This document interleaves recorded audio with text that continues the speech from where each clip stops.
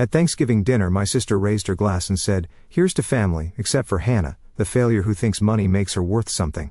My parents laughed. So I raised my glass and said, "To the failure who just stopped paying for everything you own. Here's to family." Claire said, voice sharp as glass, "Except for Hannah, the failure who thinks money makes her worth something." They laughed. My parents, my sister, like I wasn't sitting right there with the wine I paid for under the roof. I helped them keep. I didn't blink, didn't shift, just raised my own glass, and said to the failure who just stopped paying for everything you own. Then I drank not wine power. I used to think love was earned. If I sent enough money, paid enough bills, covered the cracks they refused to see, maybe they'd finally say we're proud of you. But in this family, guilt is currency, and silence is debt. Started small. Claire forgot her rent for the third time.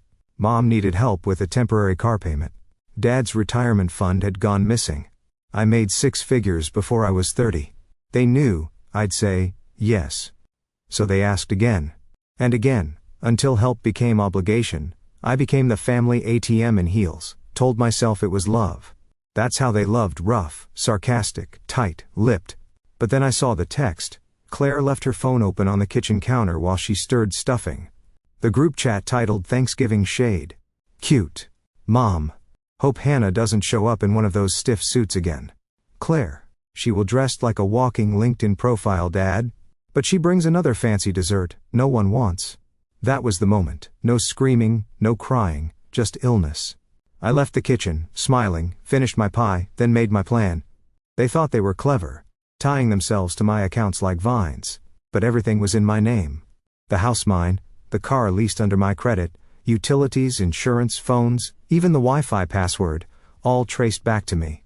I didn't rage, I just began cutting cords, called the bank, froze the CO-signed cards, shifted the utilities to their names, sold the leased car, it was still legally mine, canceled the streaming accounts, they shared like parasites.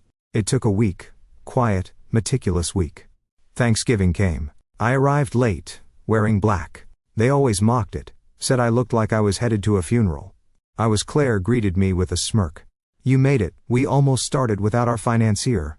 I smiled, set down the pie, said nothing. They seated me by the trash can again, a tradition. I didn't ask why, I already knew. Dinner was noise, boasts, snide remarks. Wine poured from bottles. I bought, not a single thank you. And then Claire stood, glass raised, venom loaded. "Here's to family, except Hannah." They laughed. And I finally didn't care. I stood, glass raised to the failure. I said, who just stopped paying for everything, "You own silence." Claire blinked. "What the hell does that mean?" I pulled papers from my purse, dropped them beside the gravy. "Mortgage," I said. "Now, in your name, due Monday, car. Gone. Check the driveway. Phone plan. Cancelled credit card. Frozen Wi-Fi ends tonight at midnight." My mother's fork clattered, my father turned red. Claire grabbed the papers like she could undo them by touching harder. "You're bluffing." I leaned in, "Call the bank." They unraveled in seconds. Mom tried guilt, said I was cruel, selfish, dramatic. Dad told me I'd regret this. Claire, she just swore. Said I'd be back, that I needed them. I didn't answer. I picked up my purse, left the pie, and walked out the front door with my spine straight. Been 3 weeks. Player's credit score tanked. Mom called crying when the electricity got shut off. Dad sent a voicemail, one long sigh and a hang-up. They say I broke the family, but no, I just stopped financing the lie. Final line. They called me a failure, but failure doesn't write the checks. It sure as hell doesn't walk away without looking back.